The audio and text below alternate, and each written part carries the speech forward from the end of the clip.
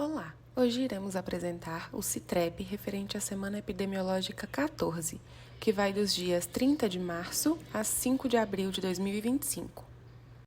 O atual relatório de situação irá abordar síndrome respiratória aguda grave e síndrome gripal, influenza aviária, arboviroses, mpox, sarampo e alerta meteorológico. O painel apresenta o nível de atividade e a tendência da SRAG no Brasil até a Semana Epidemiológica 13. Os mapas indicam que nas últimas 2 semanas, vários estados, incluindo o DF, estão em nível de risco ou alerta, sugerindo aumento significativo da circulação viral. Além disso, a análise da tendência de longo prazo, que se dá nas últimas 6 semanas, aponta a probabilidade de alta de crescimento dos casos em diversas regiões, especialmente no Norte, Nordeste e Centro-Oeste. Em 2025, já foram registrados 28.036 casos de SRAG, havendo assim um aumento de 13,81% no número de casos nesta semana em comparação com a semana epidemiológica anterior. Dos casos dessa semana epidemiológica, 38% tiveram confirmação laboratorial para vírus respiratórios, 45,4% foram negativos e 9,2% ainda aguardam resultado. Entre os casos positivos, os vírus mais detectados foram o SARS-CoV-2, 32,8%, o rinovírus, 29,7%, o VSR, que é o vírus sincial respiratório, 26,3%, e o influenza A, 6,4%, e influenza B, 2%. Nas últimas 4 semanas, a Covid-19 ainda representa 14,2% dos casos positivos, enquanto o rinovírus lidera com 34,4%.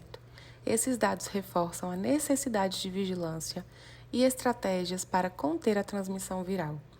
Na atualização atual, 12 das 27 unidades federativas estão em nível de risco ou alerta, com tendência de crescimento até a semana epidemiológica 13, em estados como Amapá, Bahia, DF, Espírito Santo, Goiás, Maranhão, Mato Grosso do Sul, Pará, Rio Grande do Norte e Roraima. Em relação à incidência de SRAG no Distrito Federal, o gráfico indica continuidade no aumento dos casos em comparação com a semana anterior. A curva ultrapassa o nível moderado e se aproxima ainda mais do nível alto. A projeção da Fiocruz mantém a tendência de crescimento, com um intervalo de confiança mais preciso no início do gráfico, mas que se alarga no final, indicando maior incerteza e reforçando a necessidade de monitoramento e planejamento em saúde pública.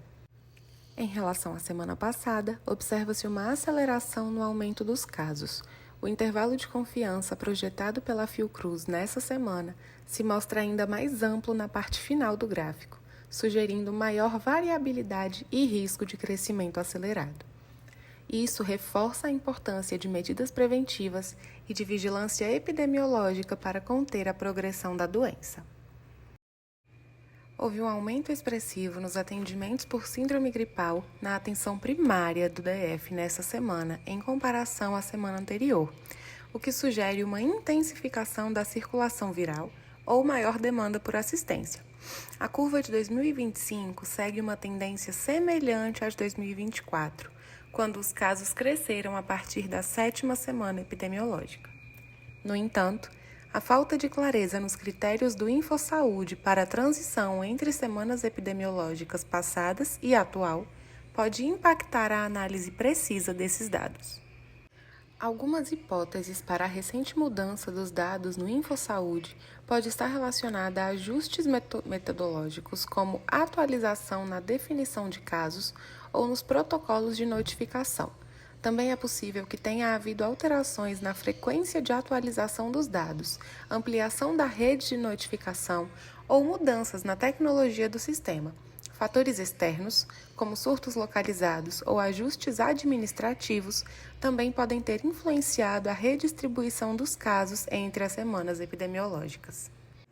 Diante da ausência de informações claras sobre os critérios utilizados pelo InfoSaúde para a mudança entre semanas epidemiológicas, é fundamental adotar estratégias concretas para garantir a continuidade do monitoramento com qualidade e transparência.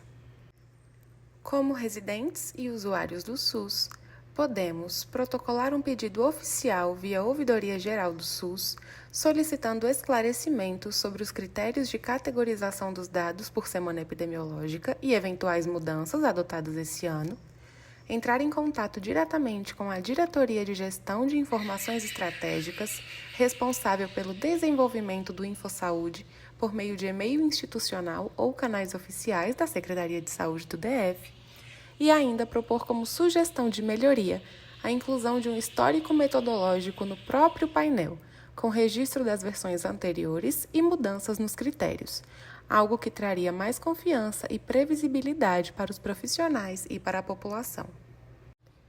Em relação ao Covid-19, até o presente momento, os dados não estão sendo atualizados e permanecem as informações da semana epidemiológica 11. As UFs com maiores taxas de incidência, variando de 11,5 a 45,2 casos por 100 mil habitantes, seguem sendo DF, Roraima, Tocantins, Goiás e Mato Grosso. Já as maiores taxas de mortalidade, variando de 0,04 a 3,46, foram São Paulo, Santa Catarina, Espírito Santo, Amazonas e Roraima.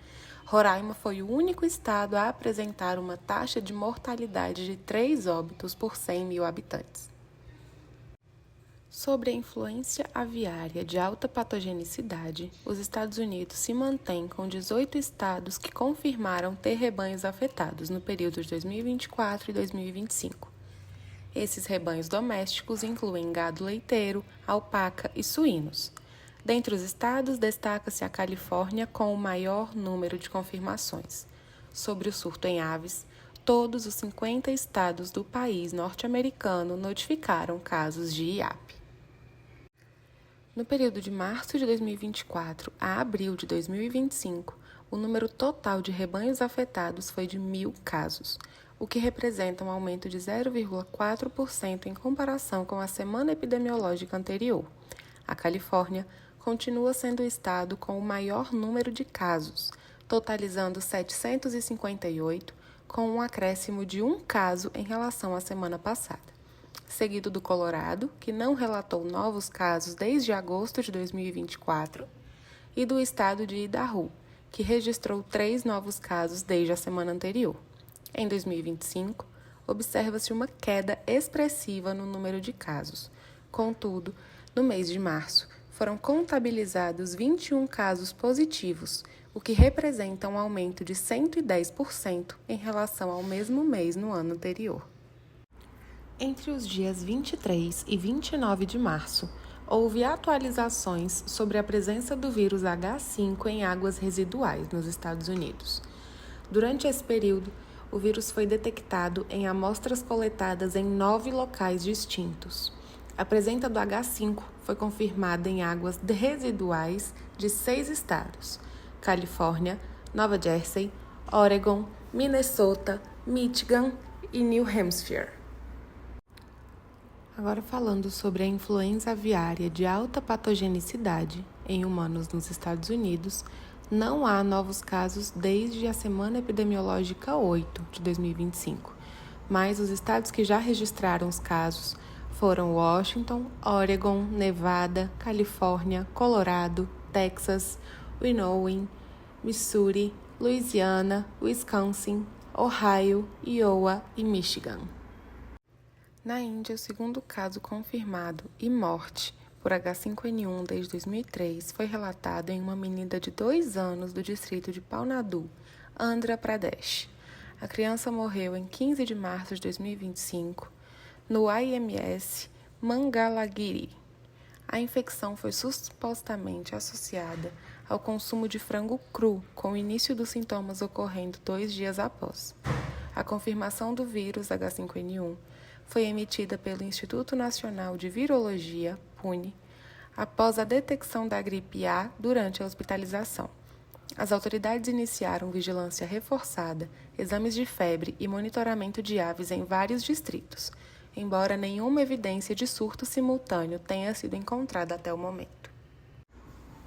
Em relação à influenza aviária de alta patogenicidade no Brasil, desde abril de 2024 até o momento, foram realizadas 942 investigações relacionadas à influenza aviária. Durante esse período, foram coletadas 251 amostras e 5 focos de infecção foram confirmados. Na semana epidemiológica 14, foram realizadas 13 investigações e 6 coletas de amostras. Atualmente, há 4 investigações em andamento, porém, sem registro de novos casos positivos. Se tratando de dengue, até a semana epidemiológica 13 de 2025, foram registrados 855.993 casos prováveis de dengue, um aumento de 9,47% em relação à semana epidemiológica 12, que teve um total de 781.916 casos. No mesmo período de 2024, o país registrava 3,1 milhões de casos. Isso representa uma queda de 72,3%. Houve um aumento de 25,8% no número de casos prováveis de fevereiro para março de 2025. Apesar desse aumento, o número de casos ainda é inferior ao registrado em março de 2024.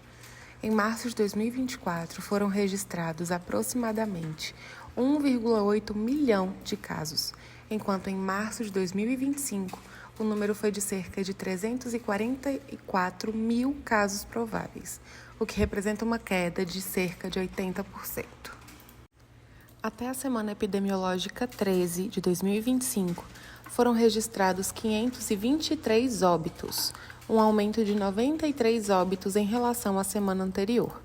Em 2024, o total de óbitos nesse mesmo período foi de 3.028, enquanto em 2025 o número foi de 523, o que também representa uma queda de aproximadamente 82%. Em relação à chikungunya, até a semana epidemiológica anterior, foram registrados 56.666 casos. Nessa semana, o número de casos aumentou para 59.942, representando um aumento de 5,8%. Os estados com maior incidência continuam sendo Mato Grosso, Mato Grosso do Sul e Rondônia. Em relação à febre oropouche, houve um aumento de 9,5% nos casos em comparação com a semana epidemiológica anterior. O Espírito Santo continua sendo o estado com maior número de casos, enquanto o Ceará representou um aumento de 89,2% e o Rio de Janeiro apresentou aumento de 23,4% no número de casos. Quando comparado aos anos anteriores, em 2025 houve um aumento no número de exames detectáveis para a febre oropouche, entre as semanas 1 e 8. A partir da semana 9, os valores passaram a ser inferiores aos registrados nos anos anteriores. Na semana 12, foram registrados 239 exames detectáveis e até a semana 13, o número total foi de 79. Em relação à situação global da Mpox em 2025, foram registradas 3 novas mortes e 238 novos casos, desde a última atualização feita em 16 de março. No total, 60 países reportaram a doença, somando 7.329 casos. Os países com maior número de casos são República Democrática do Congo, com 3.924 casos, Uganda, com 3.528 casos, e Burundi, com 779 casos. Sobre a situação de sarampo nos Estados Unidos, até o dia 4 de abril de 2025 foram confirmados 607 casos em 22 estados, o que representa um aumento de 26,6% de casos em relação ao total registrado até a semana epidemiológica anterior. Na distribuição por faixa etária, observa-se que a maior parte dos casos está relacionado à faixa etária de 5 a 19 anos, representando 40% do total. Além disso, 97% dos pacientes informaram que não foram vacinados ou não se lembram de terem recebido a vacina contra o sarampo. Sobre alerta meteorológico, há previsões de chuvas intensas nas 5 regiões do Brasil. No norte, o alerta é para os estados do Pará, Roraima e Amazonas. No centro-oeste, Goiás. No sudeste, Minas Gerais, São Paulo e Espírito Santo. No sul, Paraná. E no nordeste, Ceará, Rio Grande do Norte e Maranhão. É importante falar sobre instruções para o alerta de chuvas fortes nas regiões mencionadas. Em caso de rajadas de vento, não se abriguem embaixo de árvores, pois existe risco de queda e descargas elétricas, e não estacione veículos próximos às torres de transmissão e placas de propaganda. Evite usar aparelhos eletrônicos ligados à tomada. Obtenha mais informações junto à Defesa Civil com o telefone 199 e com o Corpo de Bombeiros, telefone 193.